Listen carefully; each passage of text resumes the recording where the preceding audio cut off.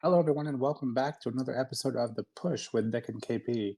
We are here for the Monday Night Raw Recap from May 5th, 2025, and which took place in Omaha, Nebraska. So, without further ado, let's kick things off with the opening promo, which featured Jey Uso and Paul Heyman. Jey Uso comes to the ring and quickly joined by Paul, who basically says, well, first of all, I don't think Jay was expecting Paul. I think he was very much expecting Logan. I think that it was kind of a bit to mend the gap because Logan's not a full timer. So I think this evening of Raw was help bridge that gap between his match on Saturday. Regardless, Paul basically comes down and lays out his plan, tells him that Braun Breaker was phase one of the plan.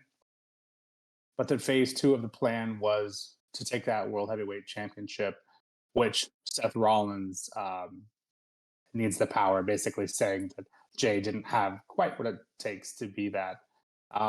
Jay is obviously offended by this and gets back in Jay's face, in Paul's face, and tells him that, first Paul goes, anytime, anywhere, any place, you tell me and Seth will be ready.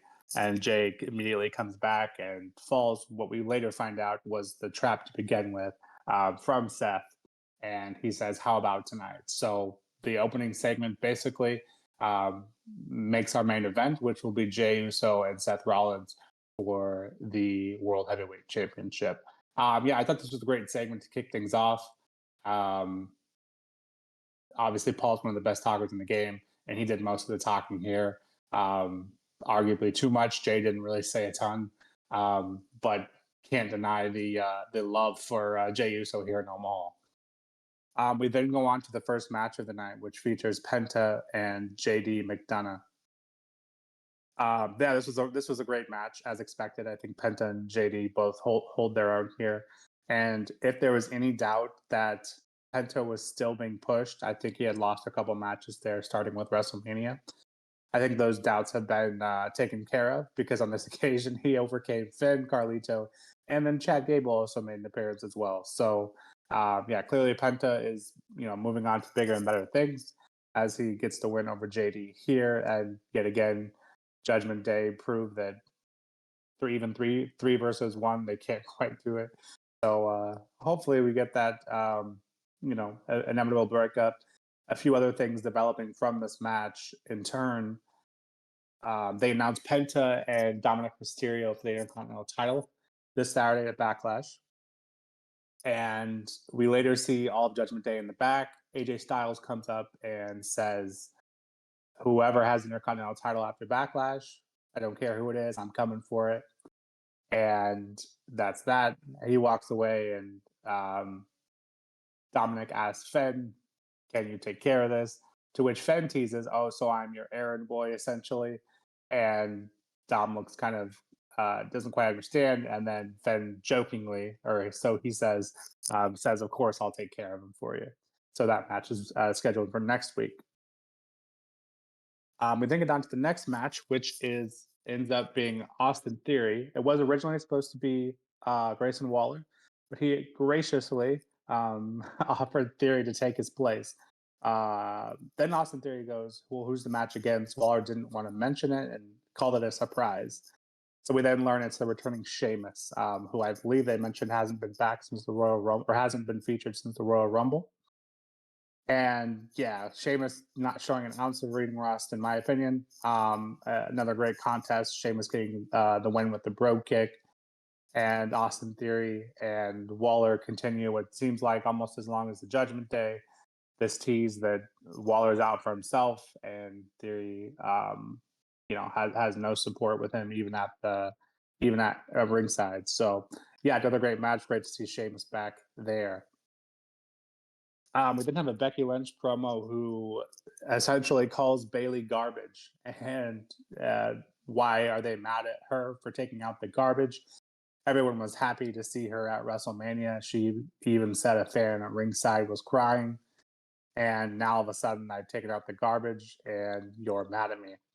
She then calls Lyra recycling, which isn't I think maybe this was probably the ploy to begin with, but Lyra then comes out and says the irony in Becky calling Lyra recycling is that her gimmicks are just that, and she's recycled the same gimmicks, same two gimmicks for her career, which was a quality retort. So um, uh, then Lyra says she said that she has more title defenses than days she's been to work this year, which again, another great comeback there. This ends up in a brawl until they are separated by officials. Lyra, building off of last week, in my opinion, has arguably one of her best, if not the best, promos she's cut. So 2 weeks in a row, I think we can all agree that her weakest point as a WWE superstar on the main roster is her promo work. So these last 2 weeks certainly helping her cause there. And granted, this was a hot crowd in Omaha, but I felt like the last 2 weeks, especially this week, you could kind of feel like the crowd is slowly getting a little more and more behind Lyra. You hear the chants getting a little louder as well. So, KP, a lot to talk about here in this first half of Raw. What are your opinions on the matches and the promos we got here? So the start of the show, yeah, I mean, took me a little by surprise there. Genuinely thought that it was going to be, just a continuation of Jay and Logan, and then that would obviously build into Backlash. But yeah, change of direction, completely blindsided myself there. And, I think you mentioned that maybe it was a bit surprising seeing Paul Heyman come down to see Jay. But yeah, I don't know. It's a bit of a weird one, that. I thought maybe the Seth and Jay match would probably happen, a little bit later on. I don't know if it would have happened immediately after Backlash, the build up to Money in the Bank, maybe. But I would have thought maybe like I don't know, like a month or two down the line, perhaps, instead. But yeah, we're just, I guess, full speed, just sending it into a big picture here, big story. And then, obviously we'll talk a bit more about what happened later on, a little bit later on. So, yeah, the first match was a nice pace setter. Penta, continuing his hot streak, and he's just been so great since coming over to WWE. I saw a really good interview with him the other day, actually, and just genuinely just really liked the guy in terms of like how he just goes about his business, and the crowd love him. Everywhere he goes, he's got his new like spin on his theme song as like a little remix type thing. Yeah, they highlighted that on commentary just as he was making his entrance. But JD McDonough's very underrated. I think as a performer in the ring, he does such a good job of making the other superstar in the ring with him look so good. And I think he did a tremendous job with Penta here in this matchup. But yeah, Penta winning is no surprise. Obviously, he did overcome the numbers game. And I say numbers game, obviously you mentioned the amount of people that he literally had to fend off in order to win this. But it just shows the stock that's currently being put into Penta. So yeah, he's just so consistent, and it's it's great seeing him each and every week just absolutely smashing it. The match afterwards, yeah, I was not expecting a Sheamus return. To be honest, when they said that it was a surprise who the opponent was going to be for Austin Theory after that little switcheroo from Grayson Waller, I didn't know who to expect, but I didn't expect Sheamus, so that was quite a nice surprise, actually. Yeah, when Sheamus came out, I was like, okay, right, let's go. Good to see him back again, because it's been a long time. I'm not sure how long it had actually been, but I think he was gone like before the build to really WrestleMania, I suppose, began. So yeah, it's been a little while for Sheamus, but it's good to see him back again. But yeah, Austin Theory, I think he was given an opportunity to really go here, and I quite liked that. So thought he looked pretty strong, showing WWE why he's a pretty consistent performer when he's asked to be. So yeah, good matchup between the two men. No surprise that Sheamus won. That little tension between Theory and Waller continues. It seems like an everlasting thing, but hopefully we can get some payoff with that at some point soon. And maybe they've just reignited that with the segment here. So looking forward to seeing how that progresses. But good to have Sheamus back as well. And yeah, the Lyra Valkyria, she has really sort of upped her game over the last few weeks. Obviously, becoming the Women's Intercontinental Champion is one thing. And she's defended it a couple of times since then as well, and she's done a good job. But I really feel like, a lot of people hate on Becky Lynch and, the way that she's been brought back and, what she has done. With the tag team titles, obviously, dropping them then, maybe like the Becky Hogan comment, if you want to say. But I got to give her a lot of credit to Becky Lynch here, because ever since she's come back and she's been feuding with Lyra Valkyria, Lyra has just completely changed the she changed how everybody views her, I reckon. Like, I think she's got a lot of people turning their heads and, realizing how good she really can be. She's doing her best work on the mic at the moment. She's looking as strong as she's ever really been, stepping up to someone like Becky Lynch, the man, and, handling business, really. This was a really good segment for her once again. A couple of back-to-back really powerful segments from Valkyria. I think Becky's really bringing the best out of her so far. Obviously, we have to wait and see what the match is like, because that's obviously the main critique, and that's the main bit of feedback that we will obviously be able to give. But so far, Lyra's been smashing it, and I think Becky's done a really good job of getting it out of her. She really laid in on the taking out the garbage with Bayley, didn't she, right at the start of that promo? Wow, she made it abundantly clear how she really thinks about Bayley. She didn't stop saying it for the first minute or so. But yeah, it was quite interesting, the word that Becky chose. But yeah, I just love the way that Lyra, bounced back and, held her own in a promo battle against Becky Lynch. Saying that, Becky's the one that goes into the recycling more so with her moves, with her style, etc. Yeah, I just think this was a really, really good segment, and I had a lot of fun watching it. I think the reference to Sports Illustrated was just so weird and out there, but I think Lyra did a good job basically saying, look, that really matters. So it was quite interesting to see the way they went down. But yeah, Lyra standing tall, ultimately great for her, and yeah, a very mixed bag at the start of the show here, but ultimately very, very good, actually. Better than what you'd expect. Yeah, I think you kind of hit it on the head there with the matches we have here. Obviously, at Mania World as well, I got to see Penta in an interview and just absolutely adored. He's so unique, for not being able to speak English, super well. His charisma and his ability to go in the ring, I think, have proved that you don't have to be, you don't have to be a great talker to get over. And with JD, obviously, I think he has potential. I think he's one gimmick short of being the next Finn Balor. Obviously, he trained with him, so I think we'll probably see a lot of similarities over the years. But I think he's one gimmick short of being on Finn's level. So certainly has the ability to go in the ring. And Austin Theory and Waller, as we kind of mentioned, both obviously can go in the ring. I personally think Theory has much more potential than Waller, but I think it's about time we flip that switch and see what we can make of that. So, without further ado, we get into the next match of the night, which continues the I don't know what's going on rivalry, I guess we'll call this now, and Roxanne Perez versus Io Sky. And this was incredible. This was, in my opinion, this was the best match of the night. Both women here bring out all the stops and very technical and hard hitting. And believe it or not, we actually got a finish here, which has been our biggest complaint with this rivalry so far, is that every match ends in a DQ.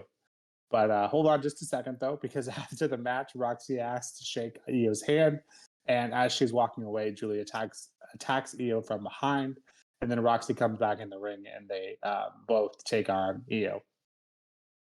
They announced before or during the match, I can't recall, that Rhea was over in Australia doing press conferences for the Crown Jewel pay-per-view taking place in Australia. So obviously she wasn't there to help Io, but yeah, I'm not 100% sure where they're going with all this, but at least we got a full match. And if we continue to get matches like these for this feud, and whether it be on Raw or NXT, no complaints from me. We then get Otis and Rusev.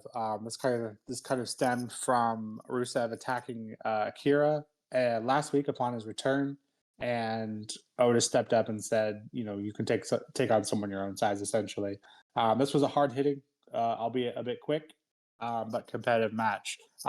Once Rusev locks in the accolade, that's pretty much the end of it.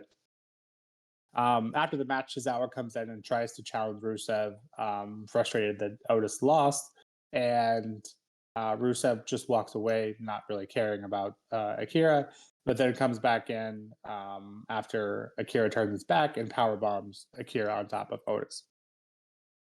And then Rusev puts another accolade on Otis for his troubles. So yeah, this was a decent enough match, I think, help establish Rusev as a dominant heel, and we'll see where they take that going forward. We then have a promo with Pat McAfee and Gunther. They announced before, at the beginning of the night, that they had lifted or actually this might have been on social media, I can't recall, but essentially that Gunther's suspension had been released and they would be allowed to go face to face in the ring tonight. And, that's that. Shout out to the local college team in Nebraska, and we see Coach Rule go Big Red. But yeah, McAfee killed this one.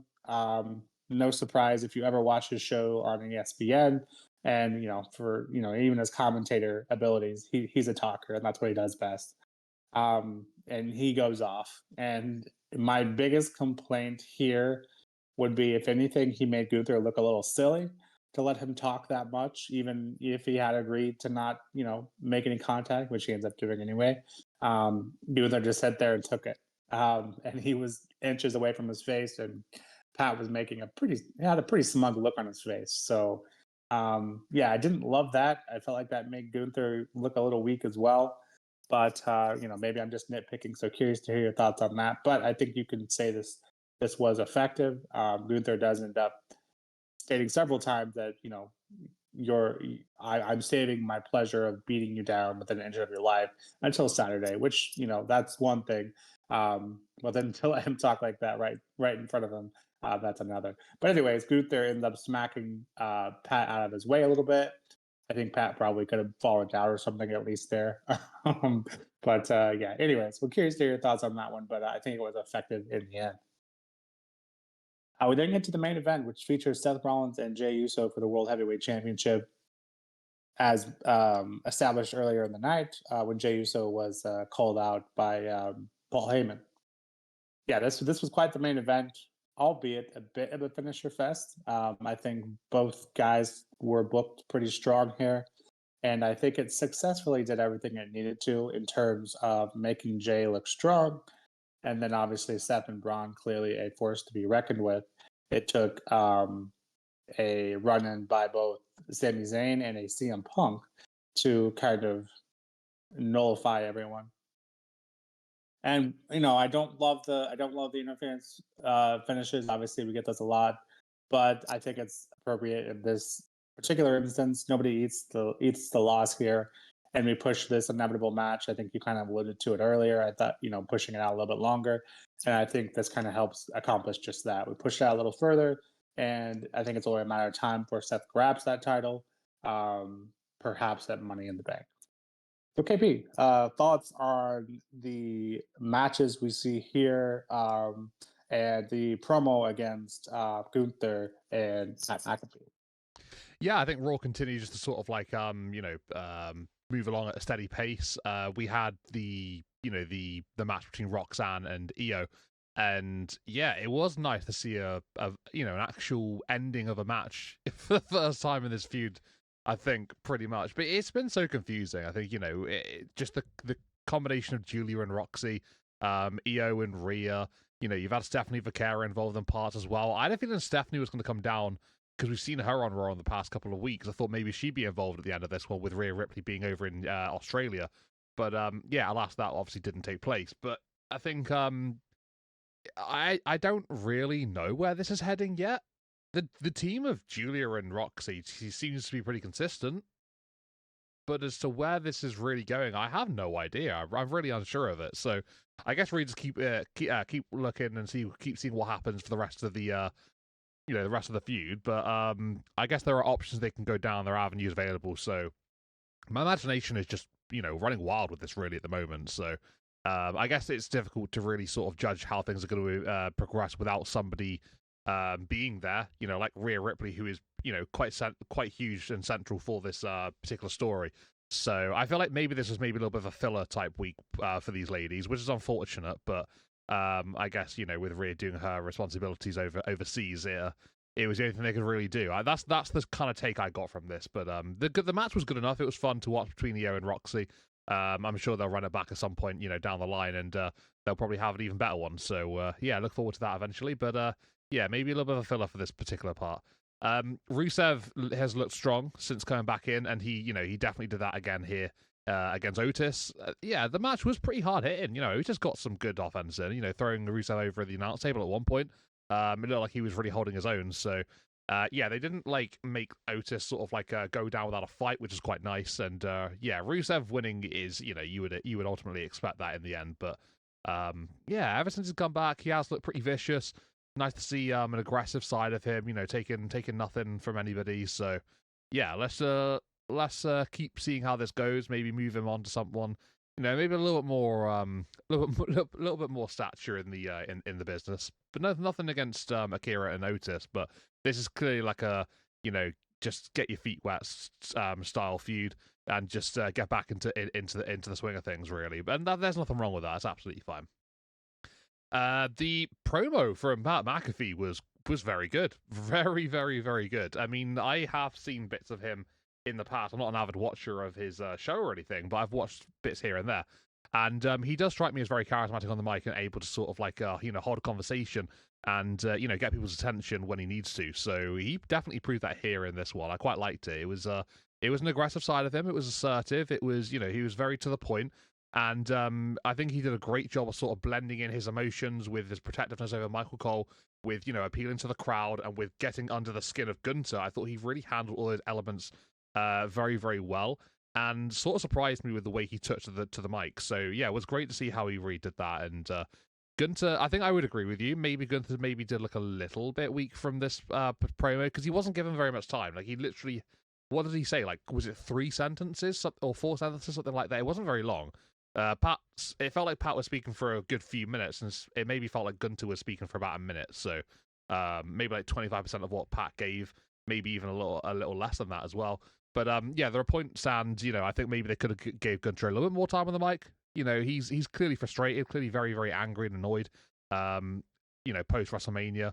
So I think, yeah, maybe this was Gunther's way of just saying, let's have Pat have this moment, and then a backlash, I'll have my moment then. So that seems to be what I got from it. But yeah, very good segment. Definitely enjoyed it. The main event, Seth against Jay. Yeah, we had a whole lot of shenanigans towards the end, didn't we? Obviously with Sami Zayn and Braun Breaker and CM Punk, obviously costing Seth the match in the end. Would have loved to have seen Seth won, but anyway, regardless, that's a conversation for another day, I guess. But yeah, it makes sense. Why have Seth win? The whole stuff with Logan Paul recently, that's clearly starting something. That's clearly leading somewhere. So you're not going to have Seth come in, have a title match, win it, and then that basically just nullifies Logan Paul. So it would be a strange call. But CM Punk coming back in, probably going into a feud now with Seth Rollins. Yeah, we can look forward to that, running it back again, continuation from WrestleMania, and they've obviously been feuding, this goes back to like, the start of the Netflix era, really, and even just before that.